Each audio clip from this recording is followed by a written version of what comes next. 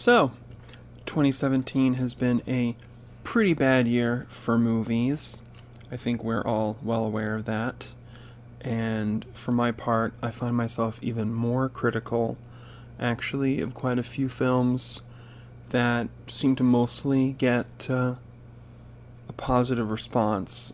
For instance, Wonder Woman and Thor Ragnarok. Yeah. I saw 19 new films in 2017, and there was some middling stuff as well. And I didn't really feel like there was a lot of great movies, though. So I'd really like to highlight those.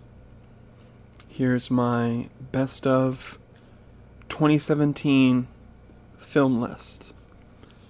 First, I feel like I should probably mention there are quite a few movies that I think are probably going to be really good that I just haven't seen yet.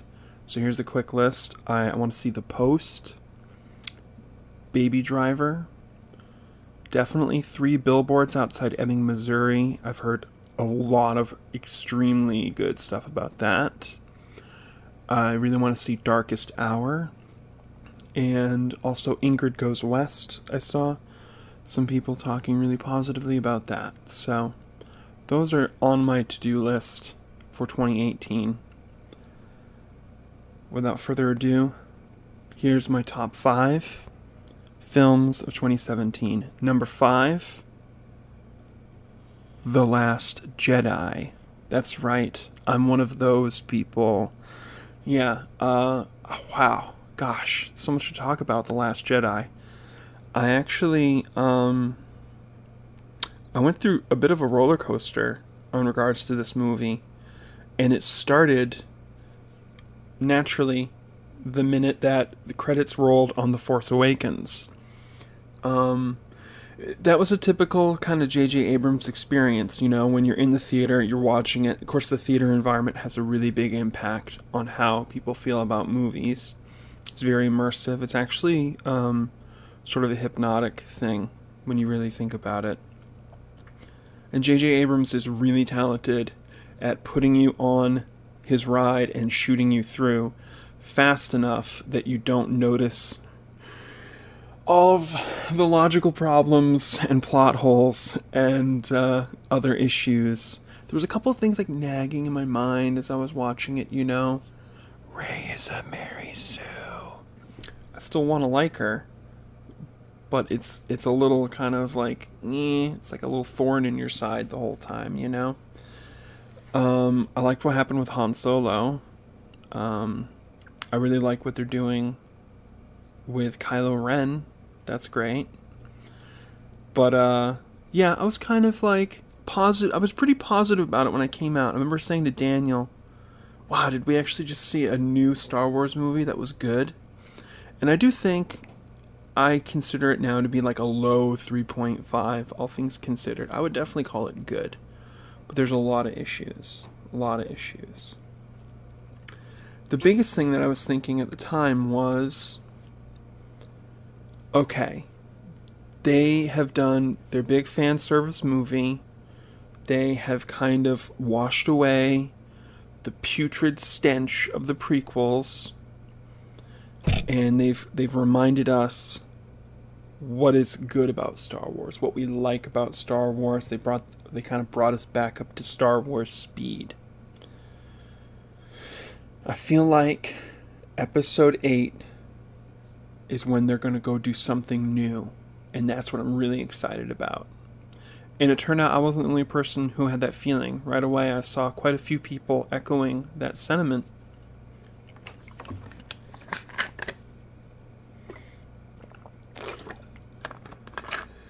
Then Rogue One came out, and I saw that. I wrote actually quite a lengthy response to that film because my experience of Rogue One was me sitting there, and I was like on board for it. The first, like, I want to say 2/5 of it or so, maybe the first like half, Basically, spoiler alert, the point where I forget his name now. Gosh, he's a good actor, but the planet is blowing up, and he just kind of stays there. I just started to get this negative feeling, and it just like kept progressing and kept progressing, and I had a really, really bad feeling about that movie, which I don't need to get into because I have written about it extensively. Ended up feeling very negatively about it, even though I give it a 3 out of 5. It is technically competent. The plot has, A, B, C. It gets where it's going. It doesn't have like a bunch of really huge diversions or whatever. Those aren't the kind of problems the movie has. The movie has more subtle problems, more specific little problems, basically. I especially hated the ending, sequence, which felt like it was 30 minutes or more, and it just felt like a slog. I felt like I was watching Batman v Superman again. Obviously not as bad a film as Batman v Superman, which is totally incompetent and all but the most fundamental, you can't really blame most of the on-set crew, people doing the decorations and the props and stuff. Those people are all working hard, and they just want to get a paycheck, happy to be working, as Mr. Plinkett says. And I don't want to diss them, but God, the editing, the structure, everything, it's like 5 movies all jammed into one. And nobody can do that. Not even the greatest directors. They can do 2, maybe 3 stories in one, But Zack Snyder is not a great director. He's a competent storyboardist. He's a visuals guy. He's in the wrong damn profession. He should be maybe a cinematographer. He shouldn't be in charge. And that's what I was feeling again watching Rogue One, and I ended up really hating it. Like, I really hate Rogue One. I'm never going to watch it again. It just makes me mad. It's unsatisfying. I really hate the arc of the story. And you can read about that too, definitely. So I was like, again, I was pissed that it was a lot of fan service. And I was like, this is what they're doing. This corporate, exploitative crap. This is what Star Wars is now. Just slap Darth Vader on everything. And people will buy it up. Well, of course, if you go looking on YouTube, you don't have to look very far. You can find some really entertaining videos showing how Star Wars merchandise is just not selling like they expect it to. And a lot of it is ending up in bargain bins, which is pretty funny. So, at that point, I was feeling pretty negatively. And you can even see I tweeted not even 2 weeks before The Last Jedi was going to premiere, and I was commenting on the review embargo, and I was like, yep, Justice League has the same thing. All kinds of bad movies that the studio knows are bad do the same thing. And because they say they don't want reviews to give away spoilers, but that's not a given. It's not a given that reviews are going to give spoilers. They can set limits. They can let people start giving out ratings. So I was very negative. I was like, yeah, it looks like it's going to be another crappy movie. And I almost wasn't going to go see it because we had just seen The Disaster Artist. Spoiler, I'm not really...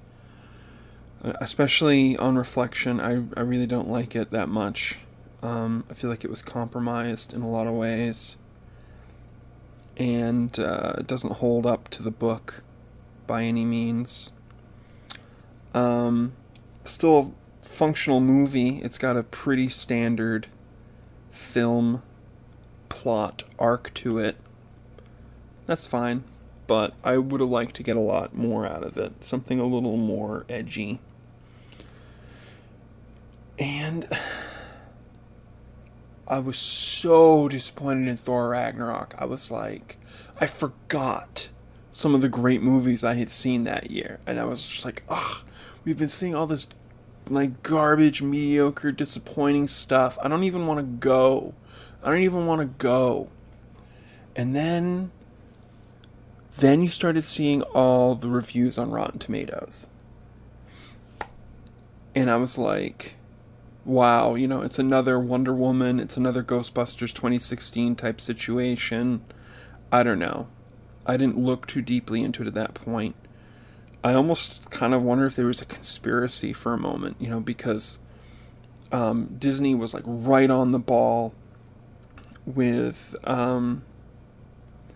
putting that Rotten Tomatoes score into their web social media promotion for the movie. And it just seemed kind of like convenient. I don't know. But then there was all the controversy about like the fan response. And I wanted to know what was going on. And I almost spoiled myself. I almost started watching Jenny Nicholson's video about Last Jedi spoilers, which she posted Thursday morning. She's like, okay, the movie's out. Here's spoilers. I gotta talk about spoilers. And it's like, Jenny, the first showings aren't for another 8 hours. What are you doing? It was pretty funny. I love Jenny, though. Jenny's great. She's one of my favorite, like, people I've discovered in the past year or so on YouTube. Like, not discovered, but, like, just for me personally. Like, like, I've gotten into ContraPoints in a big way. And so I wanted to know what was going on. And I was like, oh my god, should I spoil it? Should I go see it? If I spoil it, I'm not going to enjoy it the same. Oh my god. And then I wanted to go see it. But, like, we couldn't go right away. I had to wait until Tuesday to go see it. And the day that it was happening, like, I had all these plans with my friends to get together and go see it together. And it was weird. All I wanted to do was play Chrono Trigger Crimson Echoes. I was like, I don't even just want to play this fucking ROM hack, But I went, for the fanfare starts, episode 8, the crawl starts, and I'm kind of like, okay. And I did a check-in on Facebook, and I said, all right, let's see this pile of shit. I was like, this is going to be bad. It's going to be bad, like Rogue One bad, I forgot, I meant to, like, look into what else Rian Johnson had directed. And I didn't love Looper or Brick, but I do respect Brick quite a bit. And Looper, I think, was at the very least a respectable attempt, At the least. I don't have a real firm opinion on Looper. That was before I started really getting into reviewing movies consistently. So I'm not... If you love Looper, don't start a fight with me, okay? Seriously, I'm not invested in it. I don't have a hard opinion on it.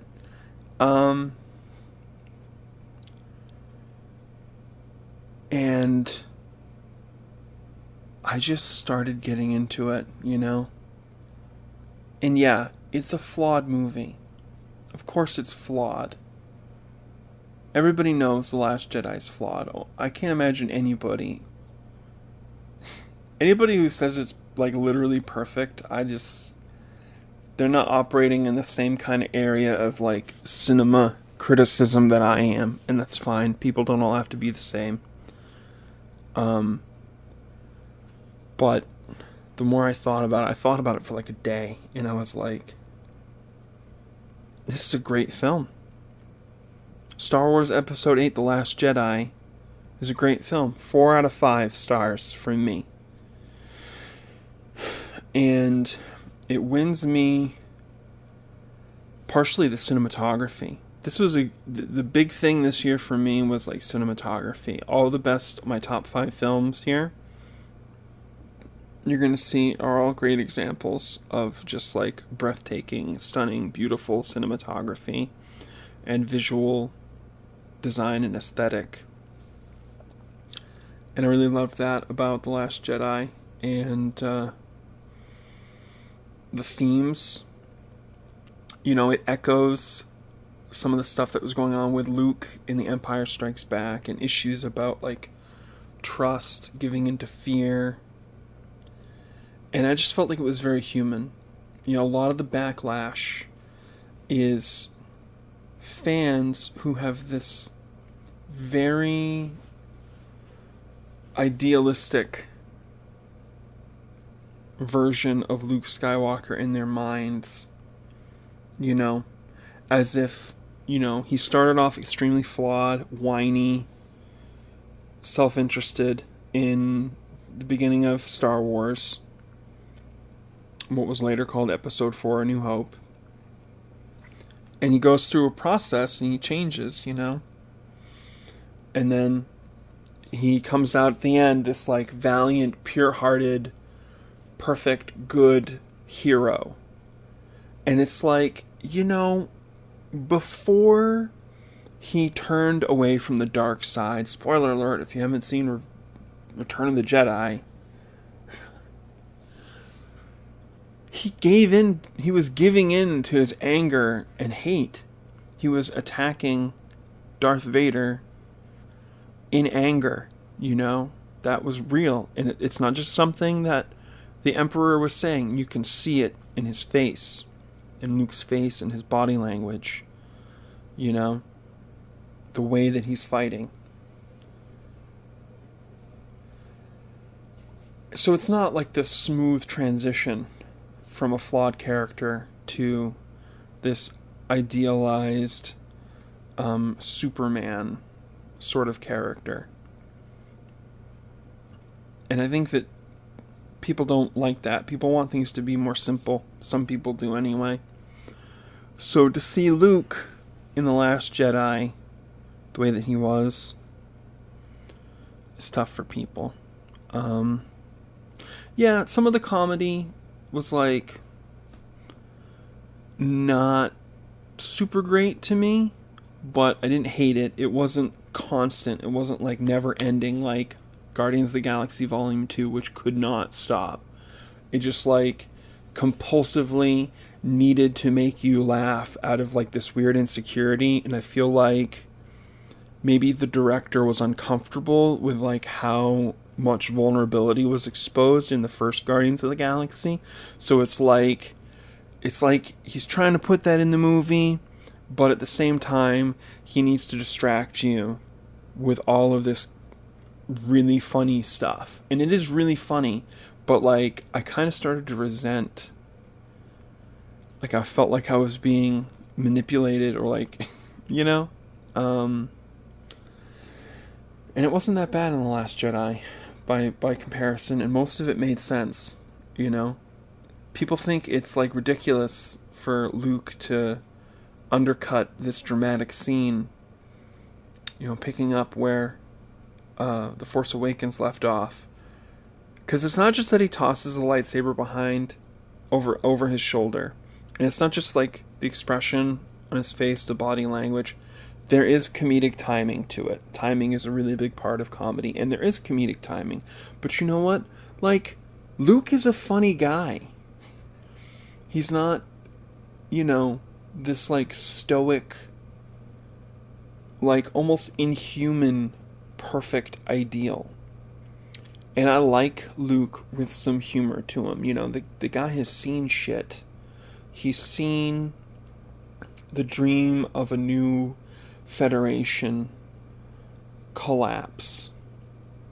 And part of how it collapsed is another big reason why. I don't want to get into spoilers too much here, because especially Last Jedi is still really new. And you should see it. It's my number 5 pick, okay? It's great. It is really great. But the next 4 movies are even better. My number 4 pick, Best Films of 2017. The Netflix original, I Don't Feel at Home in This World Anymore. Wow, what a movie. This came out, and it was a bit of a surprise. I didn't see it coming, by any means. There was no promotion that I saw beforehand. And I just saw, Elijah Wood's in it. Cool.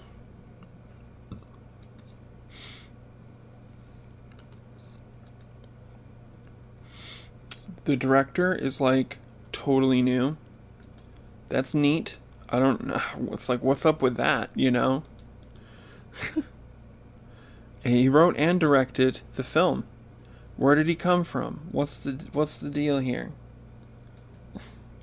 I didn't really research this stuff before I started the recording. And I Don't Feel at Home in This World Anymore came out quite a while ago. It's not it was an early entry in 2017. And let's see, what's on IMDb?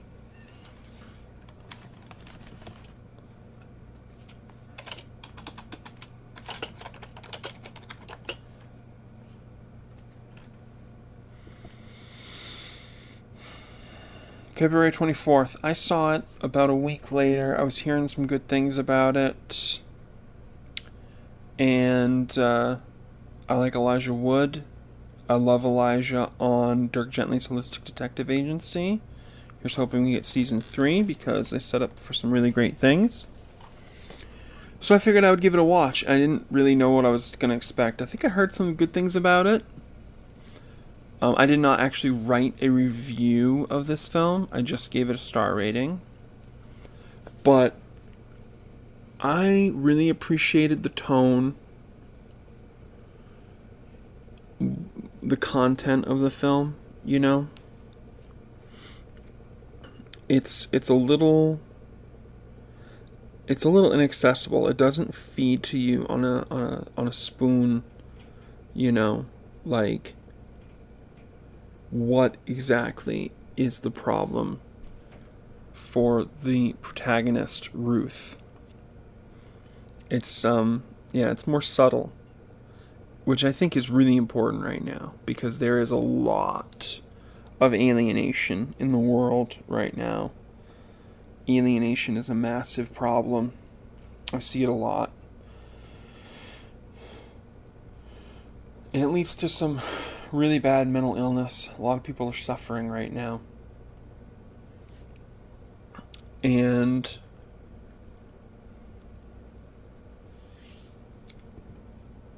what I liked about it too was there's this moment of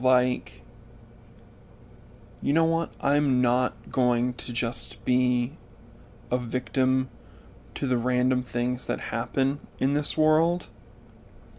She goes out there, she's smart, but a little inexperienced, obviously, maybe more than a little. Arguably gets in over her head. But I think she follows her best instincts in a lot of ways. And the film is very real. To me, it felt very grounded. Extremely grounded. Again, I loved the cinematography. I thought it was beautiful. It was mesmerizing. I was completely glued to it the entire time. And I really loved the little twists and turns. A lot of times movies will kind of fabricate circumstances or events to artificially get the protagonist to that standard lowest point type moment. which you see in almost every film ever. And that's not really quite what happened in this movie, you know? It's probably a weird comparison because they're very different, but I oddly felt like it was kind of similar to, say, like Green Room, for instance, which is another one of, like, best movies of its year type of thing. And, yeah, I really connected to it emotionally, and I found it to be very satisfying and kind of cathartic. The ending, the very, very, very ending of it is an interesting choice. I think it can be misinterpreted.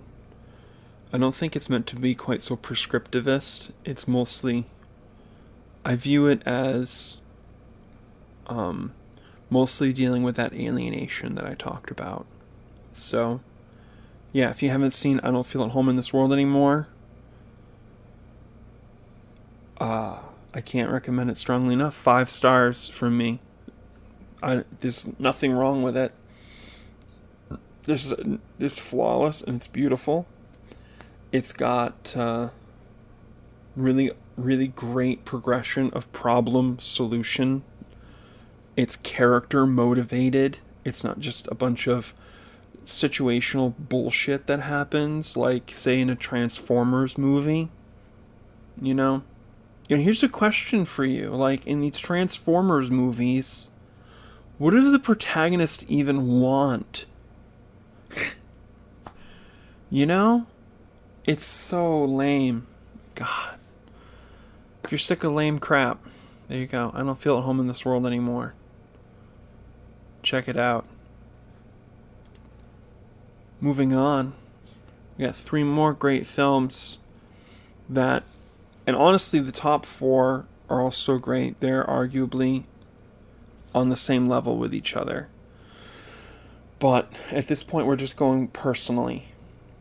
You know, is going from, it's in ascending order. This list is in ascending order, but at this point, it's based on how things personally affected me. So with that in mind, we get to number 3, third best film of 2017, and that is Logan. Wow. What a cinematic experience. Just, I didn't know that 20th Century Fox had it in them. I just really didn't. Movie came out of left field, and seriously, like, I knew when Deadpool was such a huge success that we were going to get some R-rated movies. Early on, people were talking about Old Man Logan being a possible one, and I thought it was gonna. Hollywood has a tendency of learning the wrong lesson. So they see Deadpool, or like Pulp Fiction, when Pulp Fiction was a huge success, they see Pulp Fiction similarly and say, oh, people want bloody, nasty, vulgar, funny, R-rated movies, you know? And they miss that Deadpool had heart, actually. You know? Deadpool didn't have a lot going on in the plot department, but it was stylish. And it had, like, a likable character. Here comes Logan on a fairly shaky track record of Marvel property films coming out of 20th Century Fox. You got 2 hands down great films, X-Men 1 and X-Men 2. You got a lot of questionable stuff and some really bad stuff. You know, The Wolverine was kind of mediocre. Hugh Jackman's great as Wolverine, so there's that, but, you know, and then let's not even talk about X-Men Origins Wolverine. God. Here comes Logan. Again, just gorgeous, beautiful cinematic film, and like, what a masterclass in tone that movie was like such an incredible execution, tonally speaking. You really feel what's going on. You feel where Logan's at. You feel the decades of suffering and toil and tragedy, loneliness, isolation, purposelessness.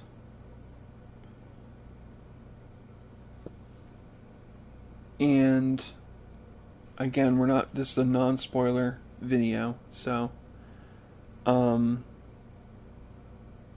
this is a non-spoiler summary of 2017. So just the ending didn't betray that, but it resolved it in the most incredible, like, emotional way. People who can watch this movie and get to the ending and don't bawl their eyes out, I don't understand those people. I don't. We are not of a kind. Logan, like, turned on my waterworks and, like, broke the valve, so it just, like, it just slayed me 100%. Wow.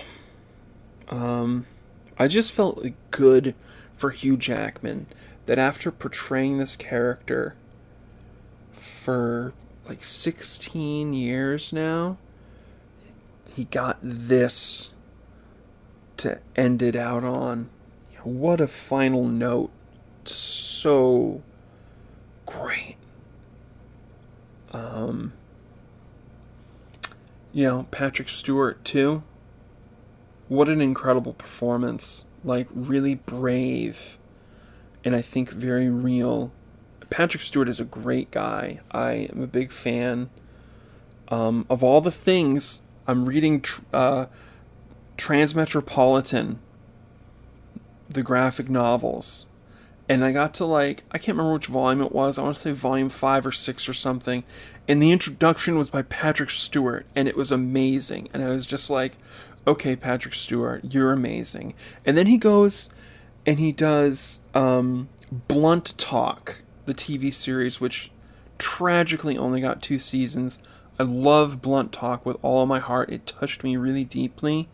It was an incredible, nice change of pace with sitcoms because there's so much assholes are funny sitcoms now. You got It's Always Sunny in Philadelphia, you got Parks and Recreation, Workaholics, so many shows I literally can't watch because I can't stand it. Like, it's just not funny to me.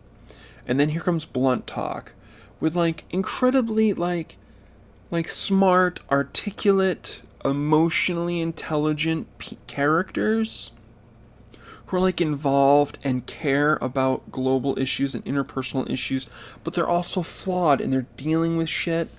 It was so funny, it was so touching, and it's literally one of the greatest tragedies in television recently that it was canceled. I'm just gonna put that down. 100% definitely. So that was really great to see Patrick Stewart, Sir Patrick Stewart, in Logan. Just an excellent film. I ended up giving it 4.5 stars. I didn't actually do a full review of it. I don't remember what about it might have. I think there were just, like, a couple of little things about, like, the seizures that Professor X was having and the effect that they had on everything was maybe a little unclear to me at the time. But 4.5 stars is still what I would call a masterpiece, an excellent film. 4.5 stars and 5 stars are pretty much masterpieces to me. 5-star movies are, like, perfect. You see? And I grade on what is sort of a bell curve. There's sort of an exponential kind of thing going on. Is much harder for a film to be to go from like 4 stars to 4.5 stars than it is for a movie to go from 3.5 stars to 4 stars, so to speak. So yeah, let's not forget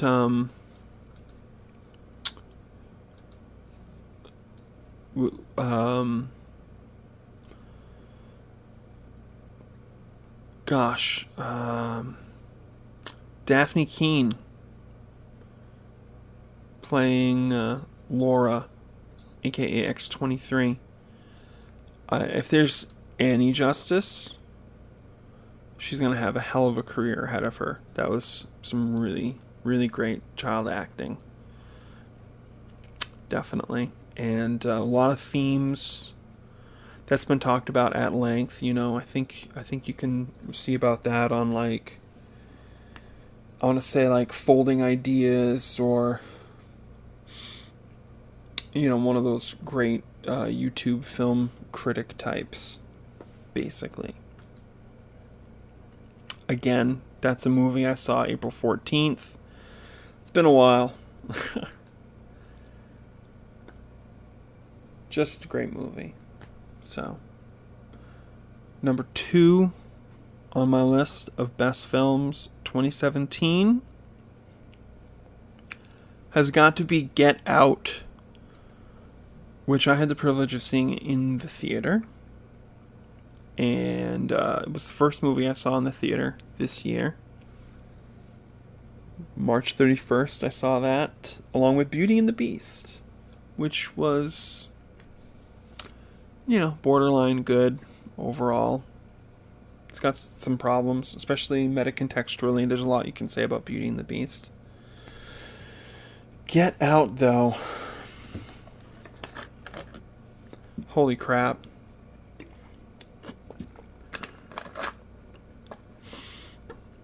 I actually had the wrong idea about Get Out. I thought it was, I thought the premise was that a man of color moved into, like, a gentrified white neighborhood and then, like, slowly realizes that they're out to kill him until, like, it escalates to this, like, all out, like, you know, the deadliest prey type of movie, you know, surviving the game or whatever, where, you know, they're being hunted in this suburban kind of neighborhood by a pack of white supremacist, fascist alt-righters. And I was on board for that. I thought that sounded pretty scary. What I went in and saw was so much scarier and so much more relevant. I mean, what I had imagined is basically understood. I think there are very few people that would deny the fact that there are packs of white supremacists who absolutely, you know, would do this kind of thing that I described, you know. But, like, the weird and like, interesting and really valuable indictment of, like, white liberal America, the commodification of, you know, black culture, the whole, like, in vogue kind of dehumanization. Again, this is a non-spoilers summary of 2017. So I was, again, this is a film that mesmerized me right away. Just totally arresting, jaw-dropping cinematography. The pacing, all this stuff was, like, spot on. And it was such a great balance. You know, there was some humor, there was some just human moments and drama, and this like slowly building undercurrent of like paranoid dread, and culminating as it does. And I was so happy about the ending. I don't want to give anything about it away.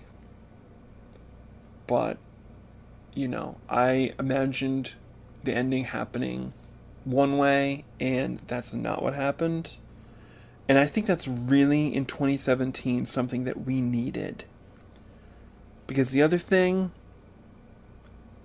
you know, it's like, it's valuable, but it's been done. And I think we need a bit of a new narrative. And Get Out delivers that for us on multiple levels. I gave it 4.5 stars out of 5. It lost the full half star. The full half star. It lost it lost an entire half star. Based on one jump scare I didn't like. What was happening on the screen was fine. And you'll know it, I'm pretty sure. There's that classic, oh, somebody's walking across the background that our protagonist doesn't notice. And as soon as they enter view for the audience, there's that jump cord. And I just really, I'm very, very picky about jump cords. They are good in some movies. I think that they've gotten a little too, how do I put this, like optimized to like stun and shock the audience. Older movies, it's not quite such a precision, you know, crafting of the sound for the highest amount of shock and surprise. So it's not quite so intense, maybe. I'm not sure. But I really, really hate that. The way it's used in Get Out, I think it would have been way scarier and way more interesting without it. So, that was that. No big deal. It's still a masterpiece. It's an excellent, excellent film with a lot of value. Extremely important. And I really hope it gave a lot of people some stuff to think about, because that is definitely needed right now with everything that's going on. You know, again, fantastic acting, set design, aesthetics. These things pretty much go without mention. The greatest films of 2017 were great, great pieces of cinema that should have a permanent place, I think, in the annals of film history. So,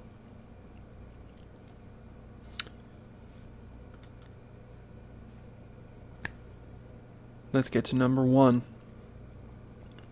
The number one absolute best movie of 2017.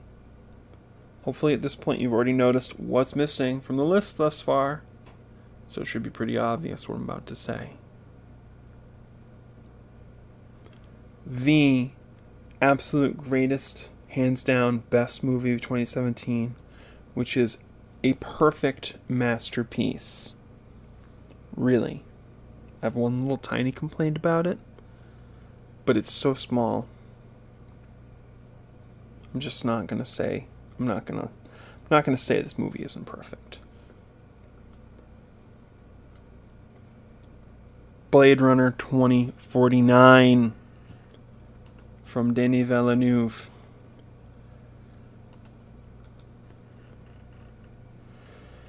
Talk about a movie that lived up to all of my hopes, all of my expectations, fulfilled. I'm somebody who has a deep, deep love for Ridley Scott's Blade Runner. It's a movie that I think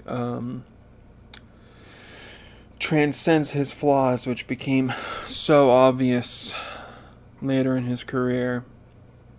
It's a product of a lot of people's time and effort and work, so that can often help. Denis Villeneuve is, in my opinion, the director today who most clearly, closely, and legitimately comes to that Stanley Kubrick level of filmmaking. And the Kubrick level is so high that it's honestly even hard to really grasp, because there's a lot going on symbolically in his films. And this is not just in the sense of like, oh, I'm using the cheese to symbolize aspirations. Kubrick's symbolism is human in nature. These are things that resonate in something that is common to pretty much all humans. Things that resonate with the fundament of consciousness and being. And that's part of what makes Kubrick so great. And this is a level that Villeneuve operates on. I see a lot of filmmakers who kind of aspire to be a modern Kubrick, but Villeneuve is actually delivering, and he made a Blade Runner sequel that actually did what I would have considered impossible, which was to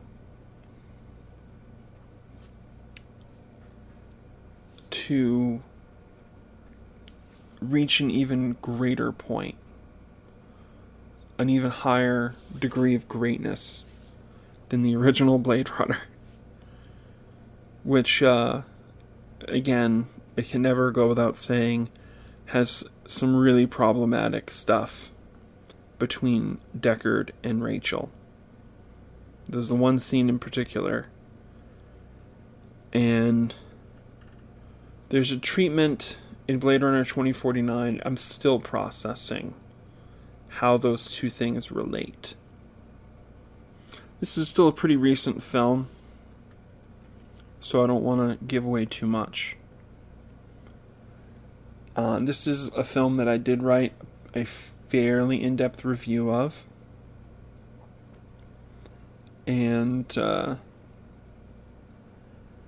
this point, when I'm doing a summation of this year in film, I just feel like I'm repeating myself a lot.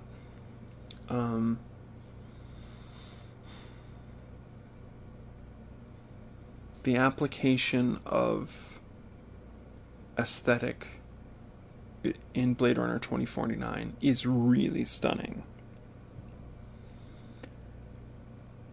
Denis Villeneuve succeeds in taking what Ridley Scott established, and it's there in the sequel, but he grows the world visually and aesthetically in this really organic way that, if you think about it, it's necessary, because this is 30 years later. I mean, think about the aesthetic differences 30 years ago. 1987? It's like a completely different world, aside from the politics, which are shockingly understandable in the modern context.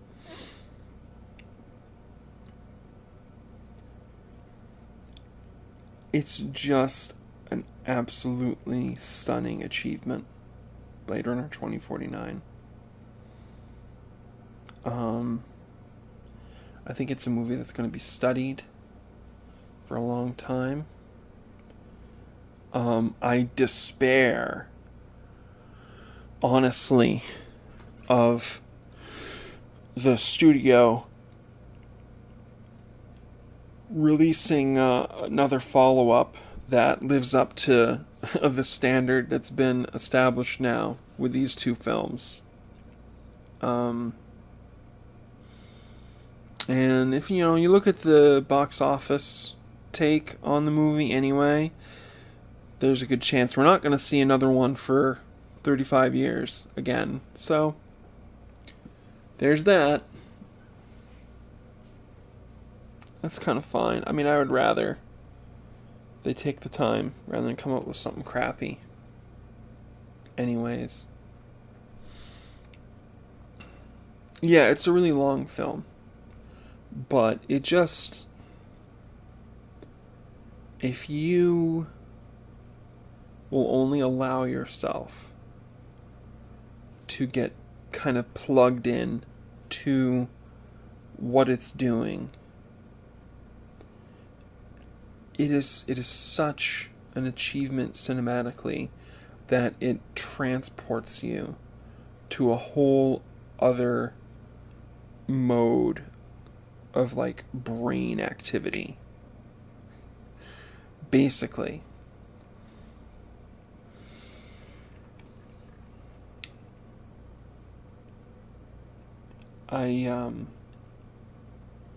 Again, one of the things that you're seeing in my top 5 is movies that I thought thematically, symbolically, or in their messaging are very, very important and necessary right now. And the top of the list is no different, of course. And that's in keeping with the original Blade Runner, which had and still has such critical themes. I really love about Blade Runner 2049 that there's really very little that's being spoon-fed. You have to really pay attention to the characters. And when you do, everything's there. It's all there. But you have to look, This is an entirely different kind of thing than, to beat on one of my favorite examples, the Transformers live action movies. It demands a lot. It has expectations of you as an audience.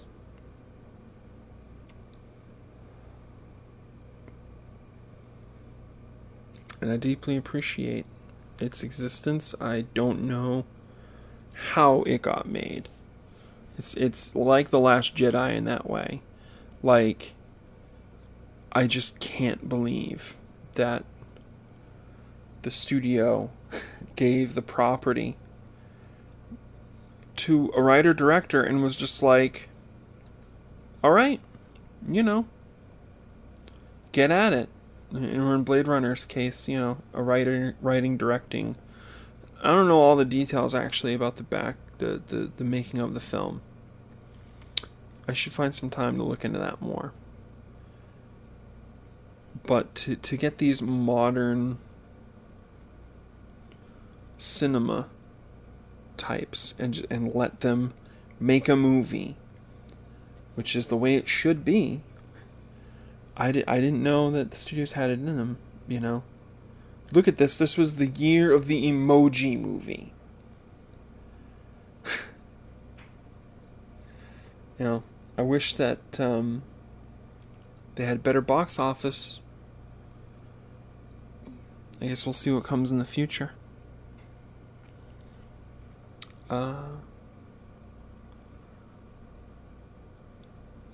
everything else aside,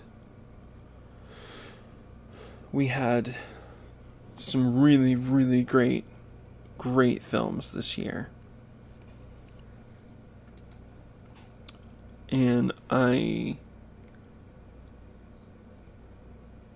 think it's important to take some time and just be grateful about that. Actually, just grateful. Because things are kind of bad in a lot of ways right now in Hollywood. And we could just be stuck with DC movies and Adam Sandler movies or whatever.